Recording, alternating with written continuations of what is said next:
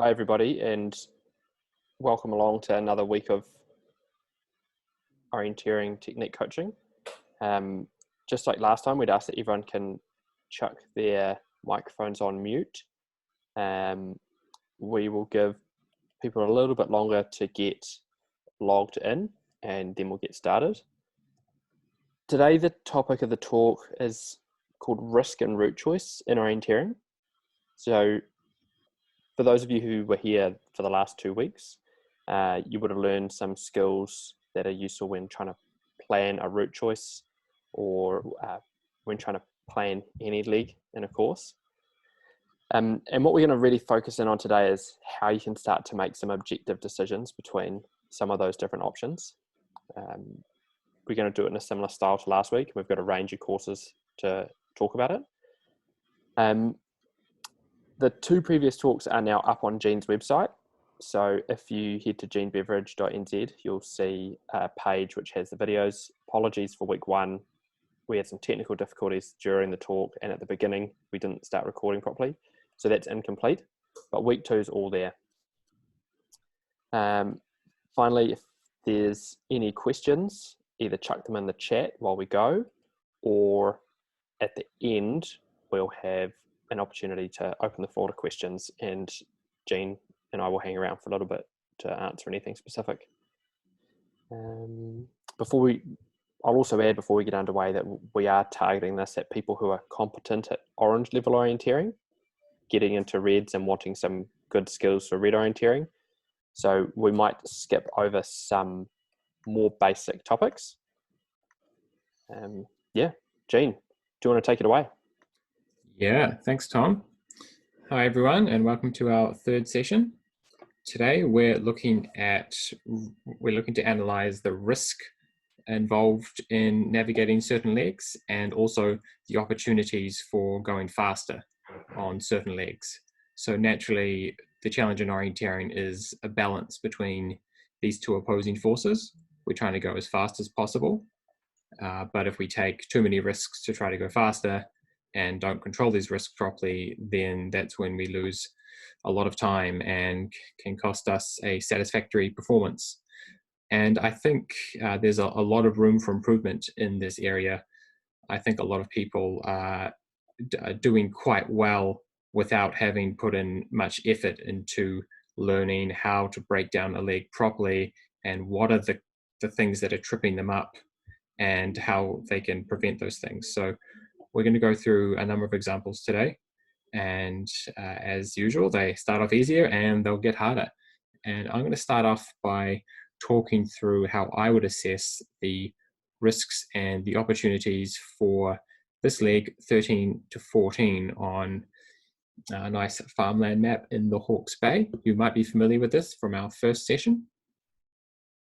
So looking at this leg, and you might remember this from the 1st session if you were there, there's this big ridge line that's running around the east of the leg, and that can be quite nice to follow.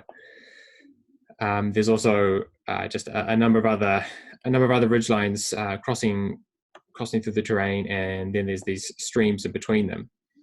So naturally, for me, I would describe the big opportunity of this leg is that the visibility is really high. Visibility is really key for a number of reasons. It makes everything easier. There's no major obstacles in my way. There's no big valleys, there's no cliffs, there's no dense vegetation. So the opportunity here is that I can go really fast if I want to.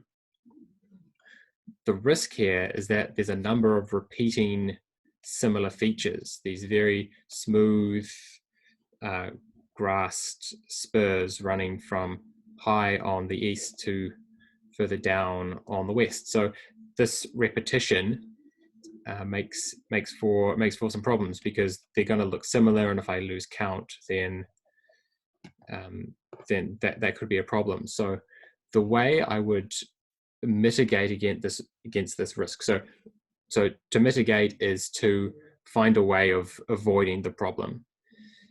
And in this particular case, since we have these repeating ridge lines, I need to find something unique on those ridge lines that will help me tell them apart.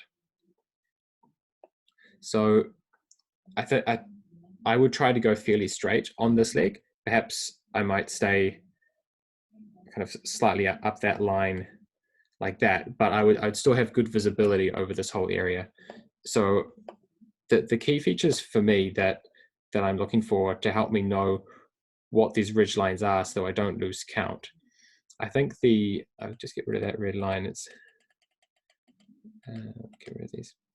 So the key features for me I quite like are these water troughs here. There are two features on this ridge line that help me tell it apart from any other ridge line.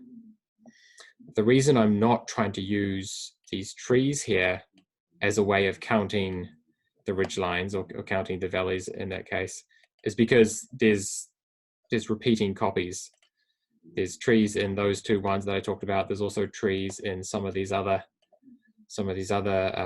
little valleys here. So I'm trying to find things that are unique. I think this water trough up here is also really key. So, and this pond is also going to be really helpful. So I can use these features that are unique to help me count these ridge lines as I'm running through to number 14.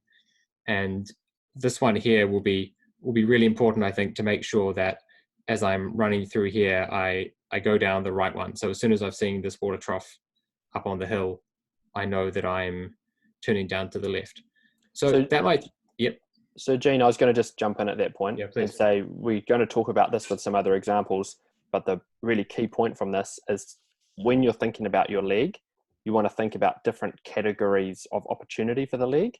Gene's talked about a couple here. So he's talked about visibility, not seeing obstacles, and running speed. There's multiple categories of risk. Gene's talked about repetitive features as being one category. And then there's different ways that you can mitigate risk. And he's talked about using unique features as one category. So I don't know, if you're writing notes, you could maybe write opportunity, risks, mitigate, and then next to them start to write some of the categories down, because we're going to go through a few different categories that are relevant to each of those areas.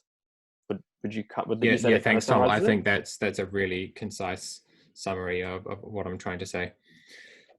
So yeah, I think, yeah, if you want to take anything away, that we're going to follow that kind of pattern to assess these legs, and hopefully you can follow through and see the approach that we're trying to take. And I think it's also worth saying that just because a leg like this, there are some big opportunities that can make it quite fast if we don't correctly assess the risks while planning the leg. Then we open ourselves up for what can be really simple mistakes. Or you'll often hear the term when somebody comes to the finish of a race and they say, "Oh, I made a stupid mistake." And it's something that just should never happen, but it does still happen because we're complacent sometimes. So it's always essential to be looking at the risks and seeing how you can mitigate against them. Should we jump to the next leg? Yep, let's do it. So while Gene's moving us on the map, we'll take a moment when we look at the next leg, and just in your head have a bit of a think about what are some of the opportunities on this leg. And by opportunities we mean things that could potentially be an advantage to help you move faster. What are some of the risks? So those are things or categories of things which might lead to you making an error. And then last of all, think about what are some of the things that you could use to mitigate or reduce some of those specific risks. So take 10, 15 seconds, have a think. Yeah. And there's a common theme between this one and the other one, in case you're wondering.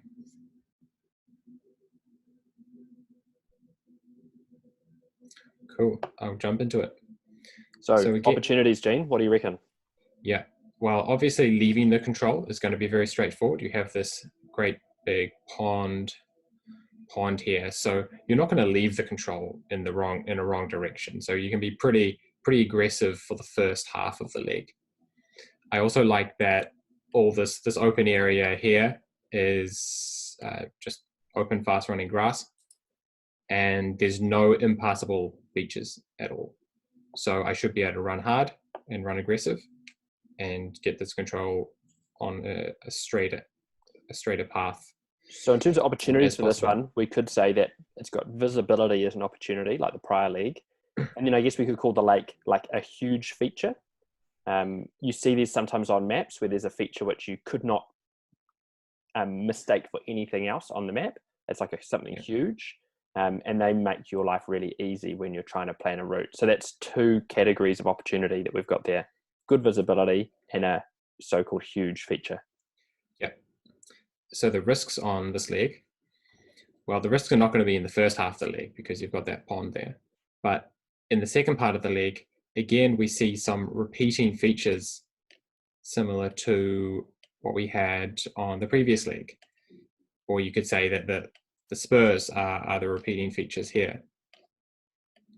So if my plan is run past the pond, run out of the forest into the open land, then run up the spur between the two streams and over the ridgeline, well, there's a number of ways you could execute that.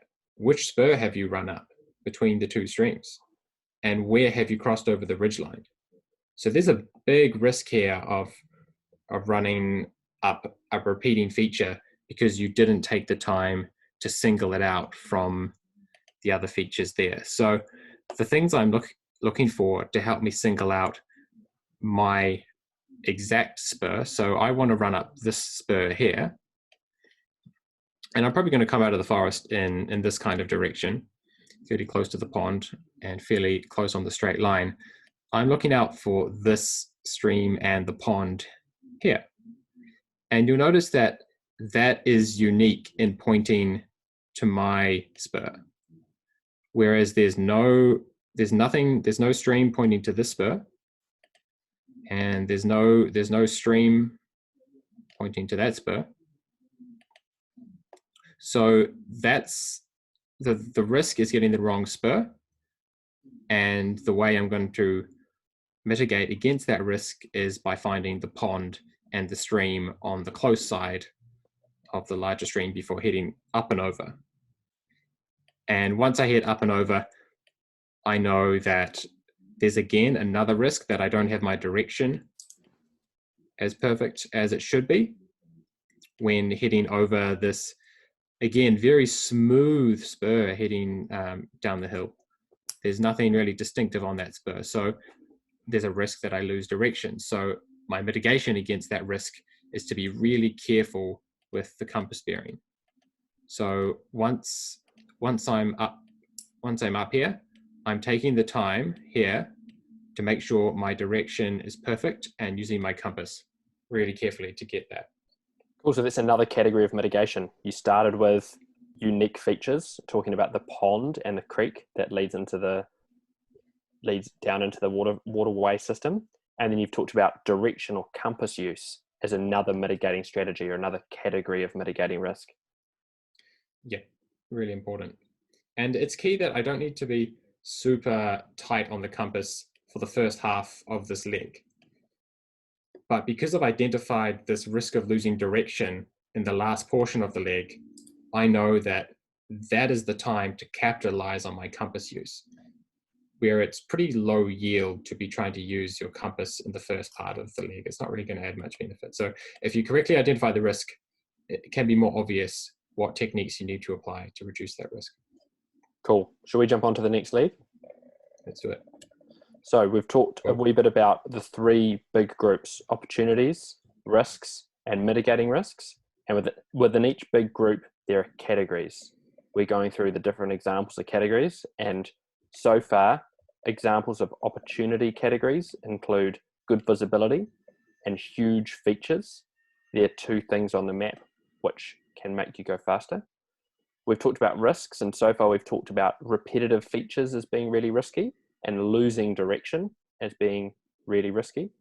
And then we've talked about two ways that you can mitigate that. So using unique features and using your compass.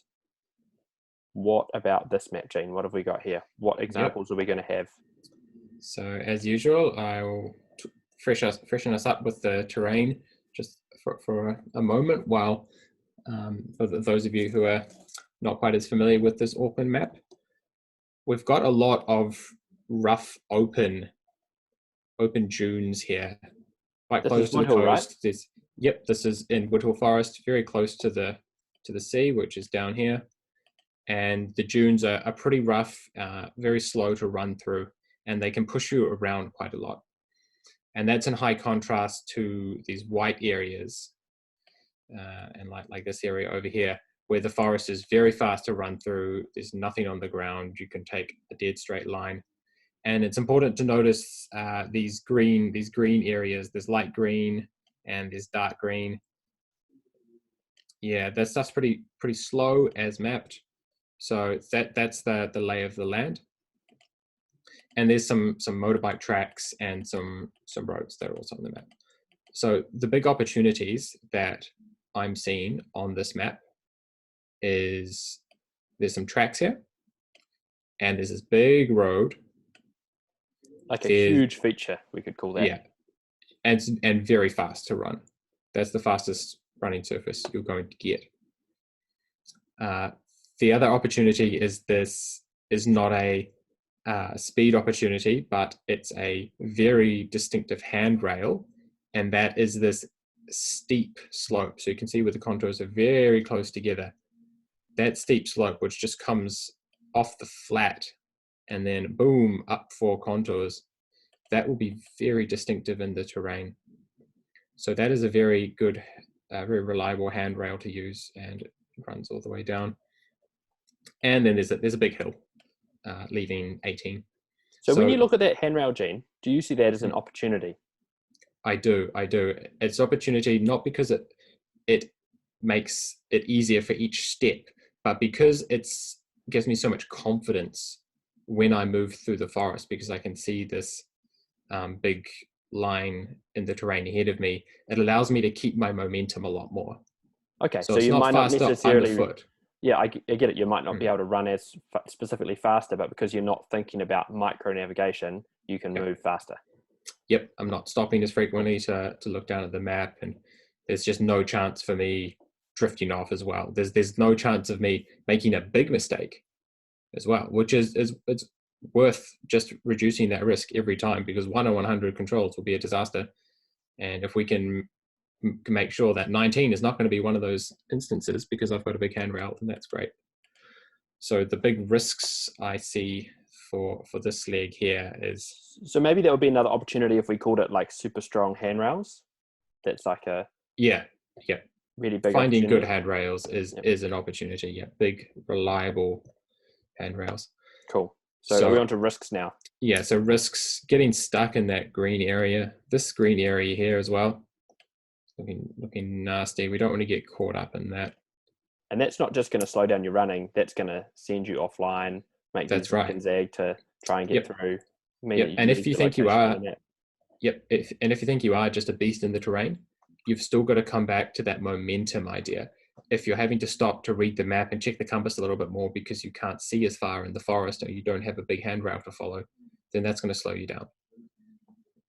So they are the 3 big risks. There's also another risk here with this handrail, because if you're coming at the handrail from this direction, it's going to be really hard to know whether you're crossing here. It's kind of smooth and it's a nice long line. It's easy to follow.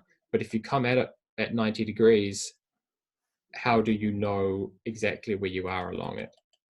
So there's a little track you can see. Maybe there's a knoll. You might not see those features from a distance. So that's a big risk, I think, is people trying to go straight and just crossing the big slope and not knowing exactly where they are when they cross the slope. Cool. So we could call that like vagueness. Vagueness is another category of big risks. Yeah, that's right. They think they've got a description of what's going on, but it's left many possibilities open. So how am I going to mitigate against a lot of those risks? One way that I'll pose one option, and maybe you can come up with another one, Tom. One option is just to try to leave the terrain as much as possible. So you're using the big hill to get out. So there's the big hill, very reliable stepping stone to use to get out on the track, out on the road. Then you're using this, running it along the bottom of the slope, very safe to follow. And now you've got to be reading the contours a little bit more carefully. You possibly want to use that little spur sticking out of the slope as an attack point. So you've got a nice handrail coming along the slope. That attack point is going to put you straight onto the knoll where the control is. That's one way to do the leg. Can you think of a straightaway that can mitigate those terrifying risks with the green and the slope? Yeah, so you talked about using unique features quite a lot as your mitigating factors. You use the road, you use the hills. I'm going to lean a bit more on using compass for mine. So what I would do is and I might get you to draw this for me, I would have the same control exit that you did. I'd aim for that. Sorry, no, I'd go through the saddle just to the east of the control. So not quite the same as you. I'd pop through that little saddle and then go down into that hill here. Down into that little gully by where the track is. I choose that because I think that I've seen the big wide route, but I think it's maybe too far to run.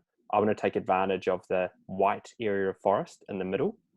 That's kind of the opportunity that I'm seeing. Widely spaced contours, white and good runnability. So I want to go that way. So I'm popping up through that saddle. I'm going to go up the track. And then when I get to the edge of the white forest, I'm going to use my compass and I'm going to take a compass bearing so that I can hit the green area on the opposite side of the white at the top of the big slope. So that I can then follow around the edge of the green, know exactly where I've hit the top of that big slope, and then drop down into the control. So I took advantage of a different opportunity from you, which was I was using good visibility, good runnability of white woodhill forest. My risks were a bit different. So I had that risk of vagueness if I just ran straight across and hit the slope, as you mentioned earlier. But then I mitigated that by using a compass direction to make sure that I would know exactly where I was hitting that handrail and that I could drop down to the control. In all honesty, though, I don't know which one would have been faster in reality. Yeah, and then there's the question of, is it going to be fastest for the fastest person, or is it going to be fastest on average? Once you take up the time, you add up all the people who did it really well, and you add up the people who tried to go straight and screwed it up. So that's right. And are you good on your compass, or are you the sort of person who's much better off getting a good leg of speed up on the road? Yeah, it's going to be different for everyone. Cool. So just while Jean pulls up the next leg, compared to the last 2 weeks, we've added in quite a lot of concepts all at once here. If anyone's got any questions or wants anything clarified, don't be shy to chuck something in the chat, either to everyone or just personally to one of us, and we can try and cover it off. All right. What have you got here, Jean?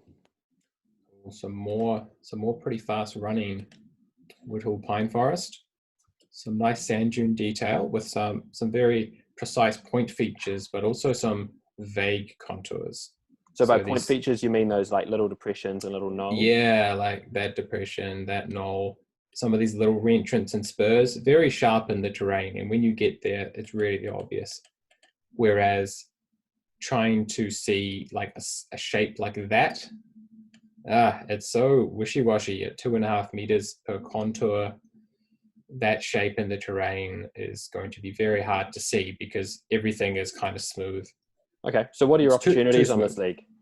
So the opportunities are the speed of the forest. Very tempting to run and there's nothing to push you around. It's white, and you can see fairly well. So I'm very tempted to kind of go straight and use that visibility. Yeah. We've also got some huge features, right? We've got those roads. Oh yeah. So big road, big opportunity up here, and also consider that as an opportunity there. That they can really speed you up, those guys. Sweet. So the risks, I kind of just touched on it. Really, the vagueness in much of this area here of the forest.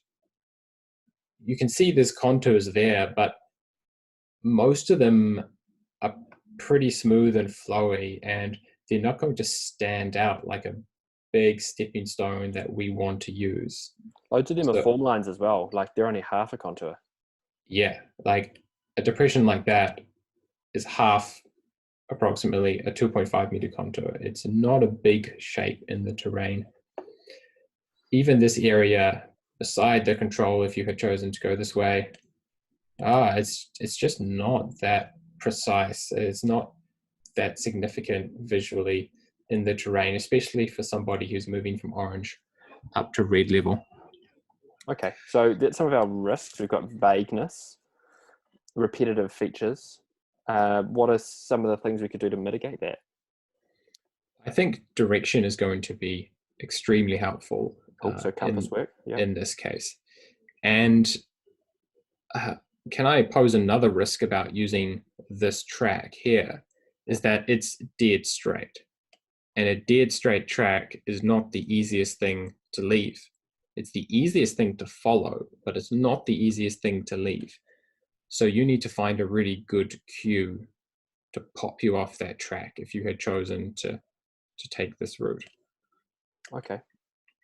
So that's another risk, and there's a number of route options here. So depending on your the risks you see as being the most scary, you might choose to go a different way. But I'm going to propose that we go this way to number 2, because I want to use that track as an opportunity, and I think I can solve this risk of not knowing exactly where to leave the track. Okay. How are you gonna mitigate that? What are you gonna do specifically? So I'm looking quite carefully at the contours here, and it's really important that we can filter out the things that we don't really want to look for. So we don't want to look for that. That's going to be possibly too vague. Things like that. It's all a bit vague. You might not see that, but I really like this guy here.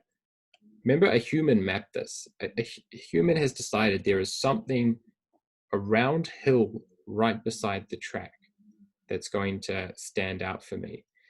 The mapper has also decided that this form line hill, even though it's just a small form line, it's right on the edge of the track, and the mapper has decided it's significant enough to draw this hill on.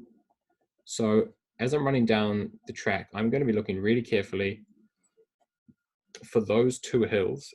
And when I get to the second hill, I'm taking a very precise compass bearing. So really slowing things down. And so I'll just redraw this, that. Then I'm taking a very, very careful compass bearing. And the way that I'm analyzing this terrain through here is that there's this broad shape here, this nice valley. So we're going uphill in this direction, and we're trying to stay in the middle of that shape. So it's vague, but we don't need to be super precise about it. We just need to make sure that we're not going up onto this hill, which is going to be up on the left, and we want to make sure we're not going up on that hill, which is going to be up to the right. We want to stay between the 2 hills in this saddle. Okay. All right. I get it. So you're kind of using unique features to identify the hill to turn off the track, and then using direction as your other mitigation tool to help and make also sure you get it right. Visibility. Direction and utilizing the visibility I will have to be able to see, maybe not exactly where the hilltop is, but know that it's high in these directions. It's heading uphill in those directions, and I don't want to go there. I'm not going up to those hilltops. Okay. I think now probably the other thing to talk about here is the whole time you talked about that leg, and loads of times when we go and we're out in the forest and navigating, we'll identify that something's difficult. We maybe can't put our finger on why, but we just look at a leg and know that it's difficult. And in our head, we think, I'm just going to have to navigate harder. I'm just going to have to try really hard on this leg. And thoughts like that, while you're identifying there's a problem, they're not really helpful because they're really non-specific. They actually, in navigating harder, you don't actually do anything specific. Whereas if you can say, I look at this leg, I see these risks and these are the things I'm going to do, it means that you can direct your orienteering skills and your brain intensity in a really productive way. You can be running down the track, and instead of thinking, all right, I'm going to have to be really on my nav when I come off the track, that doesn't really mean anything. You can say, I'm really looking out for this hill on the left, and I'm going to be really careful on my compass to make sure I get a really accurate direction up into the subtle valley and then into the control. You could even, yeah, that's exactly right. And you could be more precise than that with the compass even. You could say, I'm going to stop here and I'm going to line this sucker up with my compass and I'm going to walk for 50 meters and then line the compass up again. We can be really specific as opposed to just, let's take a compass bearing. Yeah. Can I talk about maybe the way that I'd think about doing this league? Yeah. I'm not feeling so hot on my compass for this one. So what I think I'd do is I would take a bit more of an approach of trying to link together distinctive features. And Hamish has commented, he said, with the vegetation change to the west of the control be visible, I'm going to kind of take advantage of the fact that the mapper has put a little bit of green on the map to help me. So I don't think it's going to be super obvious. You'll see that the edge of the vegetation is not marked as distinct, but it's enough that it's a bit thicker on the hills.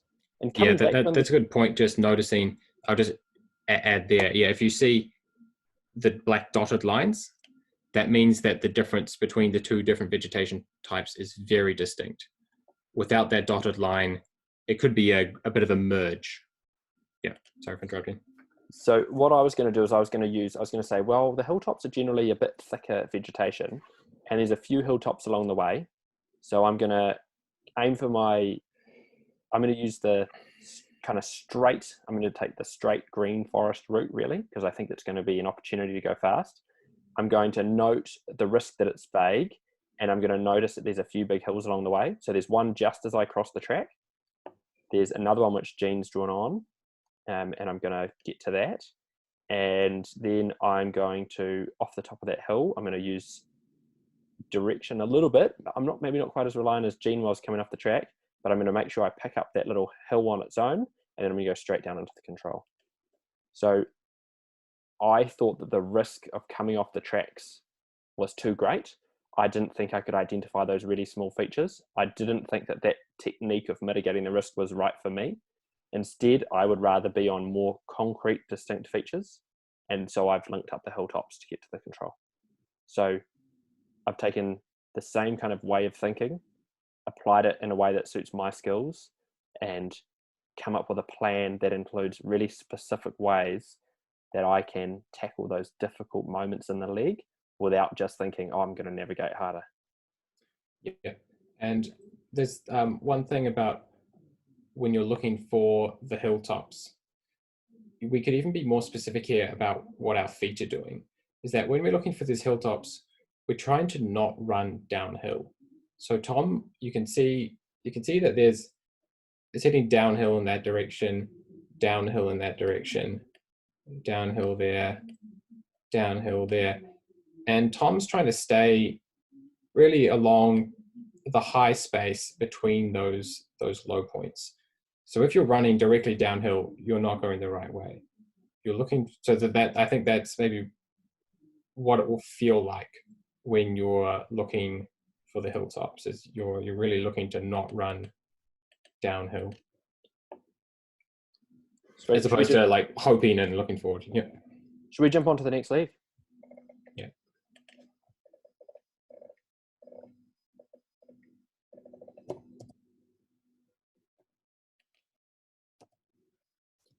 So another Woodhill map. This is further north though, and like you can see how Woodhill has quite a lot of variety. And we're looking at 10 to 11. Is this a downhill league as well? Yeah, it's really nice and fast. So you can see here's all the little tags here. So we're going down from there's a big hilltop here, down, down, down, down, down to off the map. So opportunities that stand out, track, big road, another track here. I think they're the big opportunities. Yep, some huge features, yeah. Yeah, they're going to speed you up, and they're nice handrails to use. The risks, so this whole area has some vegetation that will slow down your running. So it might be worth avoiding. So I imagine with the green stripe is trying to show that there are branches on the ground. And the green, the block green, just a light green, is showing, I expect that it's cutty grass and the visibility is reduced. So the control is in an area of reduced visibility and reduced runnability. So big red flag. Plus another risk, look at all those repetitive features. There's straight tracks with loads of little knolls that are kind of arranged in pairs and really vague contours. So risky. Very risky. So we get into, towards the business end of things. This is a tough red leg, but we can make it easier for ourselves. And the first step is to really embrace what's hard about this leg, and the low visibility and the vagueness of these wishy-washy contours here.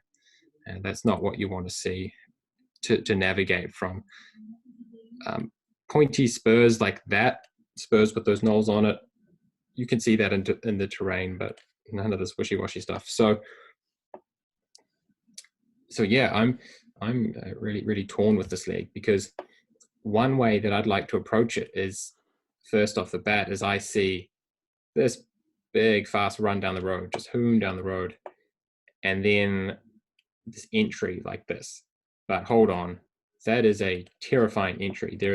All I've got to use are these little knolls in an area of low visibility, and then if I miss the control, which is in a small reentrant beside one of these small hills, if I miss it because I'm too far to the southwest or I'm too far to the northeast, what's going to stop me? Now I'm in this big vague reentrant, big vague valley there, and I don't know if I'm too far up the valley or too far down the valley.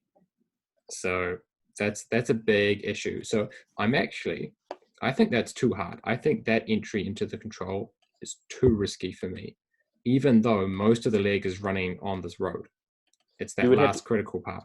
You could mitigate it with compass use, but you would have to be super confident on your compass and know that you're going to be moving through broken terrain, potentially getting pushed off your compass bearing by vegetation.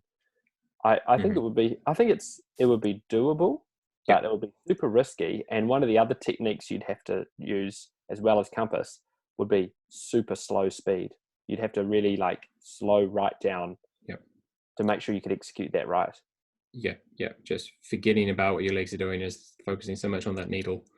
So what I think is interesting about this leg is the way that looks riskier at first, I think is safer overall. And we spend less time on the track, almost really not much time close to the control on a track.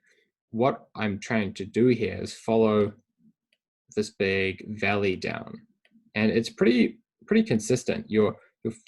It's on the vague side, but as long as you're in the middle of the valley, you're going in the right direction. So you're basically going to get shunted towards the control. Now, the tricky bit is positioning yourself along that valley as if it was a track and looking in the right direction. So this is the center of the valley as I'm drawing it here. And you'll see the control is just off to the side of the center of the valley. And I'm not expecting you to suddenly do a right angle turn into the control. What you want to be doing is running down the valley just off to the side. So your eyes, you can see the center of the valley, but you're running 10 meters onto the northwest side of the center of that valley. And you should hit the control if you're basically going to be running this path with your eyes looking at the center of the valley until you hit the control. So you're essentially using a handrail of sorts, albeit a pretty ropey one, in this really vague valley, and then you're putting yourself just offline to try and make sure you intersect with the control. That's right. So it's kind of the same as, imagine this track here, and I'm just running parallel to the track. I can see the track, I'm just running to the side of it. Except instead of like a nice obvious track, it's the center of this valley here. So it's not as obvious to the newer players around. But once you've got the eye for what the valley looks like and you get a better grasp on these contours, then you can treat it like a track and you can run offset to that line in the terrain. And I think that's going to be more reliable, but it's yet to be proven, I think. That's a very hard leg. Very hardly. I don't think there's a really correct answer. So I think the point I wanted to make is that it sometimes seems obvious to go for the safety of a leg that is 90% on the road. But if the final 10% is so hectic like this, then it might be overall a worse option, even though the first 90% of the leg is so tantalizing. Got a comment here. What about if you tried to estimate distance from the track crossing, like that junction there, or somewhere along the track that you've crossed? Cool. So what's your let's take take the example you're here. Distance judgment, Gene? Let's say you can do distance judgment really well, and you know that this is exactly 150 meters, and you're going to pull up at 150 meters. How good is your compass bearing? If your compass bearing is bad and you get to 150 meters and you're here when your perfect pace timing counter goes off, what do you do then? You still don't know where you are. Likewise, if you're too far this way and you go precisely the right distance and there's no control, what do you do then? Whereas if you do go directly on the right line and you find the control and you've paced at the right distance, then great, you found the control. So it doesn't mitigate all of the risks. The only risk that being really good pace counter might mitigate is, let's say you're heading in the perfect direction, you're nailing the compass bearing, but you're getting concerned that you haven't seen the control. And so you want to turn around and run back to the track for safety. But if you're a good pace counter, then you know you've still got further to go. Yeah, and I think another way of putting it would be it would require perfect execution. Most of these options would require perfect execution. And if something to do with distance estimation is one of your really strong mitigation factors in your set of orienteering skills, then that might be the right route choice option for you to go to that junction and go in there. But I personally, I don't pace count or do anything like that. I think that it distracts you from the actual technique you're trying to put in place, which is direction. So actually how you're mitigating the risk on that route choice is by having a very strong compass direction. It's not the pace counting, because if your compass bearing is spot on, you're going to get the control. So I think it's more important to focus on compass as a mitigation strategy rather than pace counting. But that being said, there are other people who have different opinions. Yeah, and a pace counting, if the problem is you don't want to run too far, then the pace counting is the solution to that problem.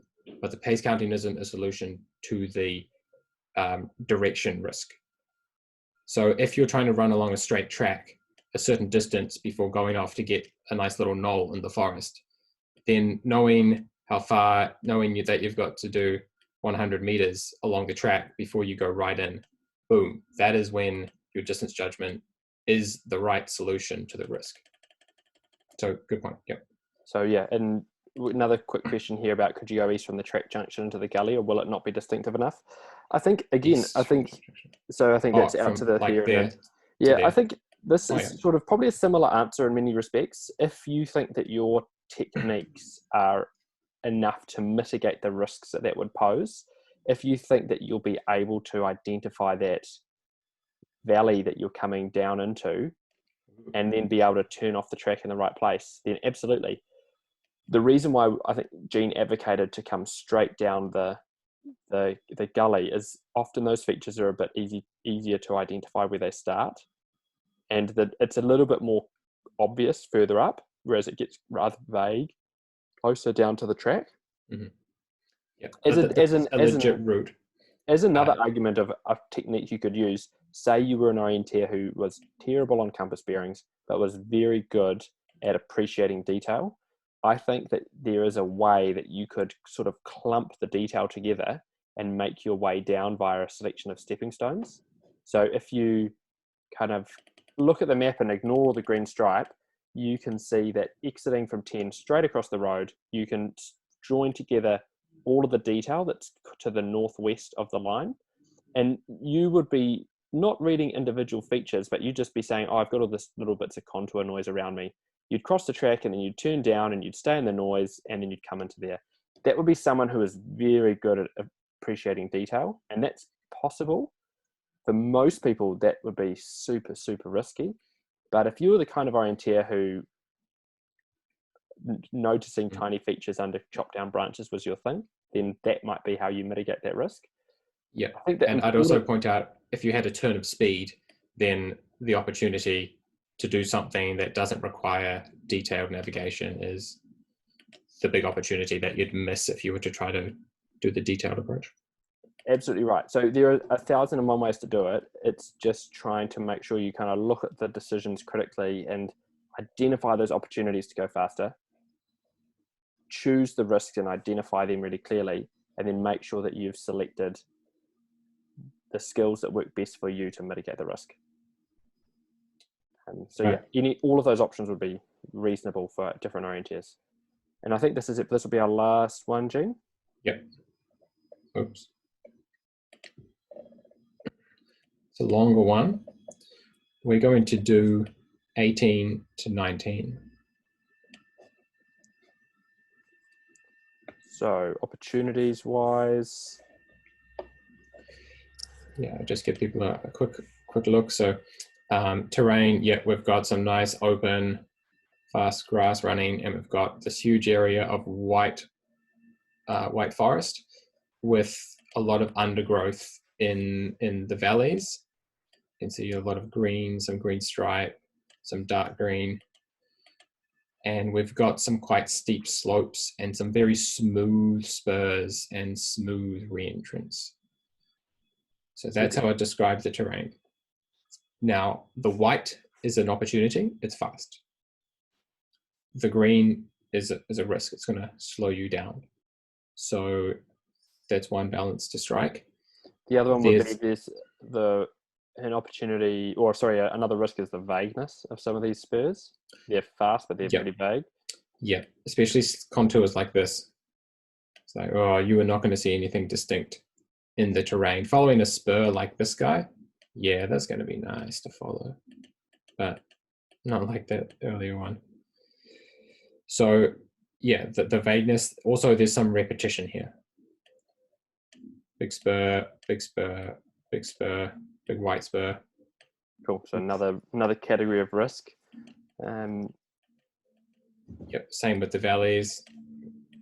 Green valley, all looks the same. So we've got to find a way to distinguish those. And because it's a long leg, it's like there's plenty of time to really go wide and avoid the things that are. I'll give people a little bit of time. How do you think you're going to find this big spur amongst the other spurs? What is going to help you as you come from 18 into the forest? What are you looking for? How are you going to do that safely? What is to stop you drifting down there? Can I talk to you start talking about what I might do, Gene? Yeah, go for it, Tom. So opportunities wise on this, I'm super drawn by this white forest. I reckon that this white and that spur is just going to be such nice runnability that I'm willing to take a bit of risk to make sure that can happen. Fast. Yep. In terms of other opportunities, it doesn't look like it particularly, but there are actually a number of pretty strong features there. There's a big saddle. Saddles are like really useful in the terrain because they're the meeting of hilltops and valleys, and a saddle of this scale is pretty unique. So I actually would almost say that that's a strength of this route. You've got this awesome, huge feature. It's the only real big saddle round where you know where you will be. risks wise, I think that risk is there that you mentioned of choosing the wrong ridge.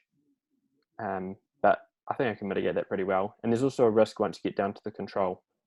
How am I going to identify that tree all on its own on a pretty vague little bit of spur? Things which I might use to mitigate that. Compass could be possible. Also, I think that the flattening off of the spur is going to be pretty helpful as well. So that I think I'll just have to make sure that when I'm running down the hill, the feature I'm trying to identify is a flatter area. So while I'm flying down the steep part, I'm waiting to make sure I can see when it flattens off before dropping into the control. That's probably what I'd do. That's exactly what I would do. I think these are key observations that a first glance at the map doesn't reveal, but a keen eye can reveal that there's actually some quite unique features to the spur that we want. And that first big saddle that you mentioned is what is going to help you. It's going to guarantee that you go down the right spur. If you're running, yeah, what's that? I was going to say, what would be the trade-off? What would be an alternative?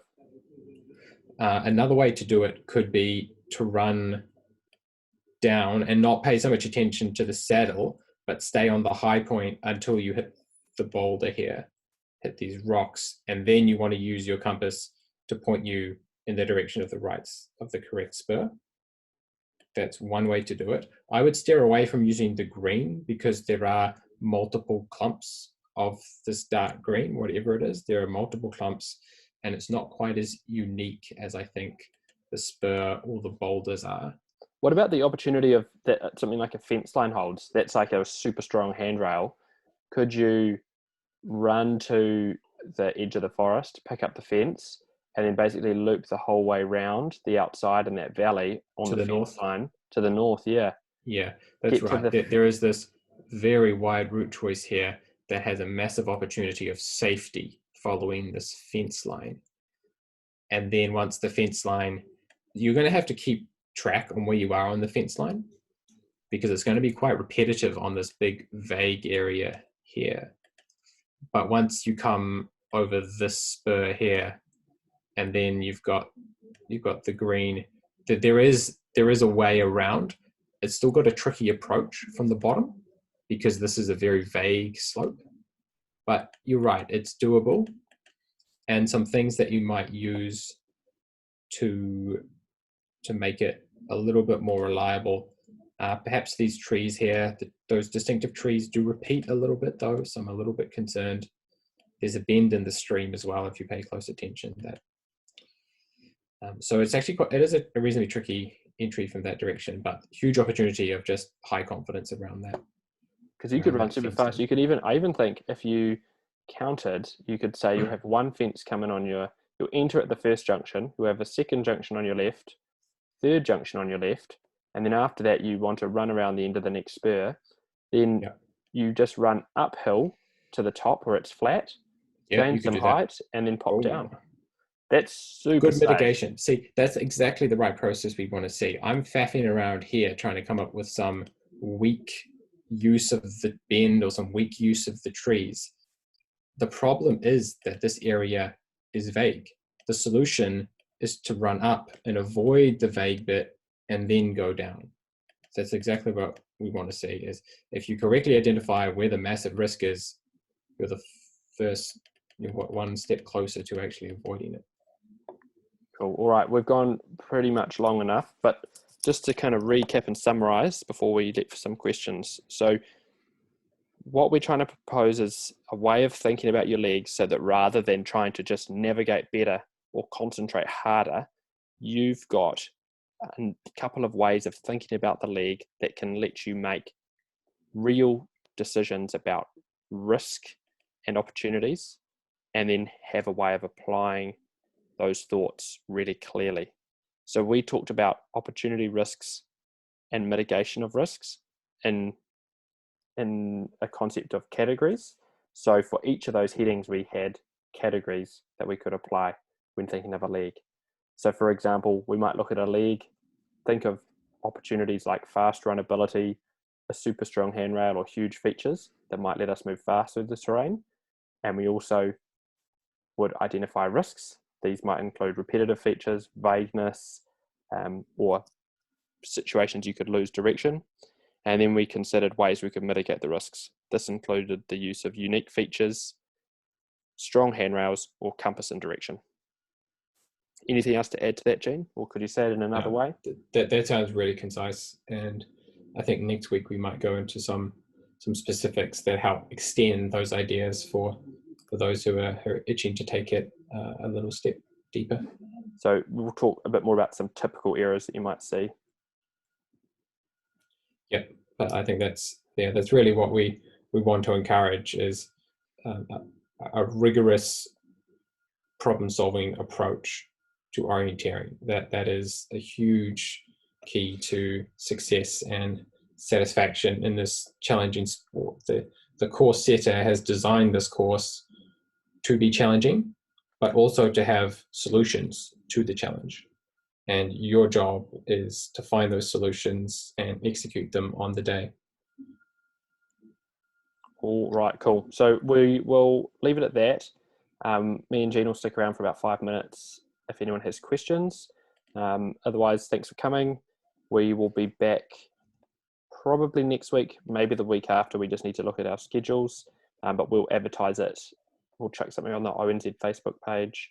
We'll put something on the ONZ Slack group.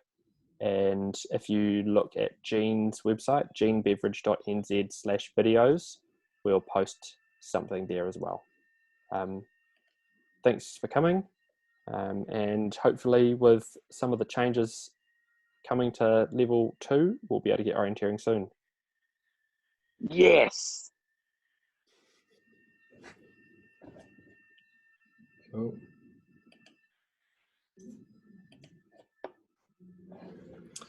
Thanks, Paul.